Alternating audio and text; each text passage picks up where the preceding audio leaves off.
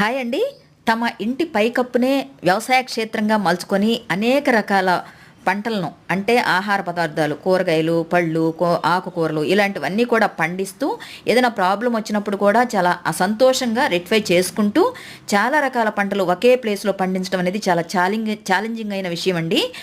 అందం, ఆరోగ్యం, ఆనందం, అలాగే అవార్డ్స్, ఆదాయం ఇలాంటివన్నీ కూడా మన టెర్రస్ గార్డెన్ నుంచి తీసుకోవడం జరుగుతుంది. ప్రతి ఒక్క మహిళ కూడా చాలా హ్యాపీగా, ఆనందంగా, ఇంట్రెస్టింగ్గా చేస్తూ ఉంటారు.